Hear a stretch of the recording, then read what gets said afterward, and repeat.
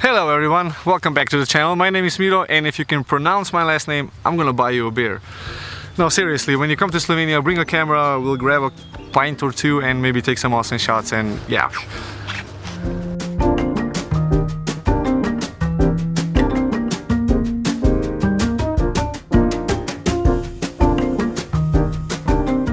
The sounds that you're hearing is not sounds of nature. These are actually motorcycles racing up the road behind me, which is a very scenic kind of road, to a border crossing, which is closed, by the way, because coronavirus still somehow in effect and we have borders closed. And anyway, today's topic is about exposure bracketing. Now, I've chosen this place because it's relatively unwindy, and as you can see, we have a beautiful lake right there, but there's just too much people to do any sort of vlogging there. I actually tried. Check this out. So why you want to use exposure bracketing? Pretty much the only reason is to kind of increase the dynamic range of your camera. Now, there's people talking here.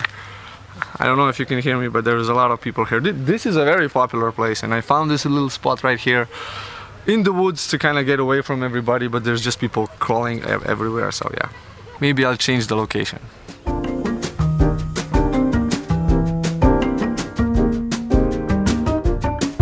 Dynamic range of the sensor, as I said, that's something that you buy and you cannot modify later on. So pretty much what you buy is what you get, and the sensor is kind of the maximum potential of what your camera can do, regardless of what type of lens you put on. If you have a sensor that's small and has a low dynamic range, then well, you're pretty much stuck with that.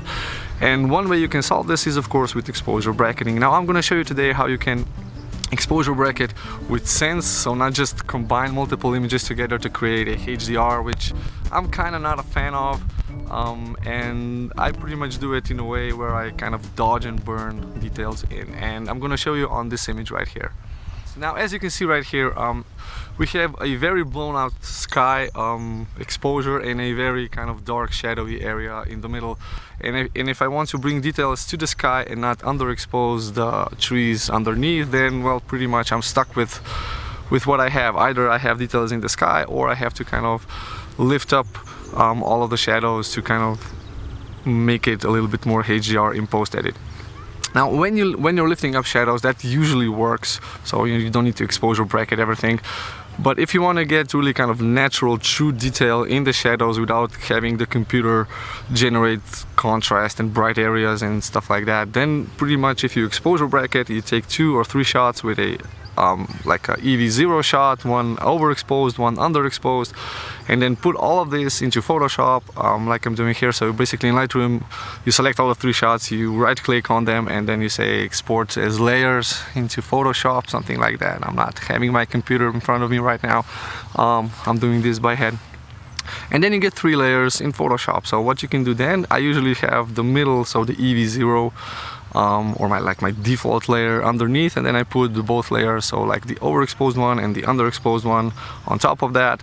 And Photoshop pretty much works in a way where everything that sits above, so each layer that sits above is the layer that's most visible. If you have the opacity set to 100%, or units, I think it's 100, or it just goes from 0 to 1. I'm doing this by my head, I usually play with the sliders. Anyway, so now what I do, I mask both of those top layers, and then I invert the mask with Control-I. Now I can actually brush in parts from each frame where I want them. So for the underexposed shot, I'm going to brush in the highlights of the sky. So here you can see I'm brushing in highlights in the clouds and in pretty much everything that's bright, because I'm unbrushing the underexposed layer. For the shadows, I'm brushing in the overexposed layer, showing the details under the trees. And this is actually the actual shot which I took. It's not something that I'm manipulating within my software. I'm actually bringing into visibility the details in the shadows and the details in the highlights. So I think this way you can dodge and burn with actually getting true detail into the shot. For those of you who don't know what dodging and burning is, if you ever edit your photo and you want some areas to be a little bit brighter, some areas to be a little bit darker, then you play with masks and with radial brushes, eventually creating a manipulated shot, and that's pretty much dodging and burning. So the dodging and burning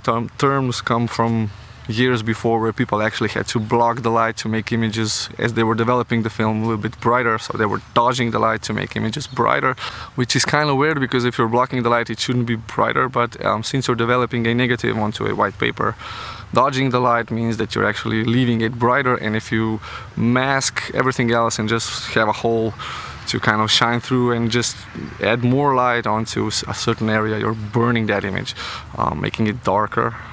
In a way, I think that's true. I've never developed film in my life, but that's, I think, how it works.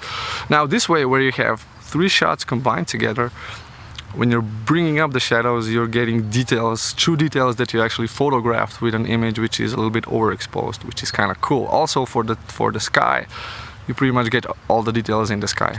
Now I would suggest if you're editing photos like this, you definitely need a tripod, or if you need a camera like I have, the LUMIX G9, which has 5-axis stabilizer and lens stabilizer, and pretty much I can take 3 consecutive shots with a handheld camera. Otherwise you just use a tripod, which is also cool. You have to carry the tripod with you.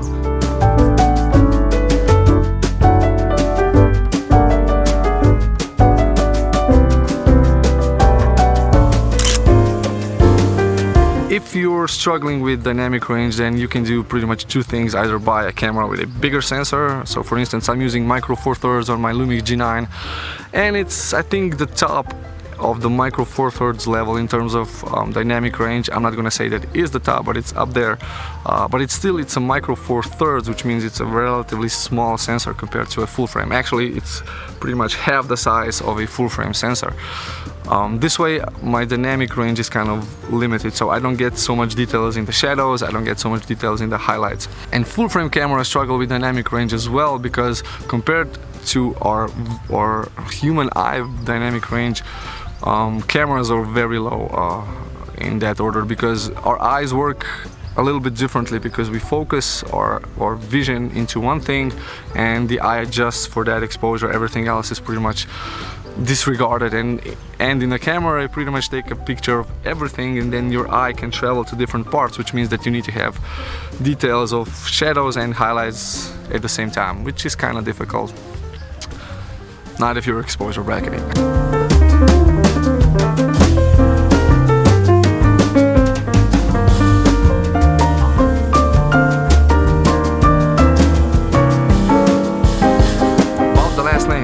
I think HRK letters should not be in a single word in any language, because it's just unpronounceable. Now, professionally I work for a German company, and German people really have problems saying my last name, Hrkalovic.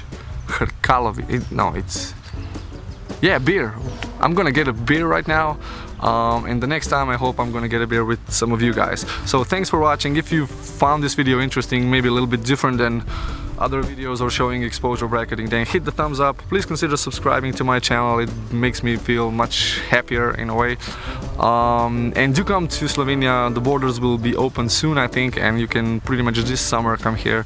We have so many lovely places, and I'm doing videos in each time in a different location as much as I can to kind of show off where I live. I don't know if that's a good thing. I'm a promoter for my own country and nobody's paying me for that. No.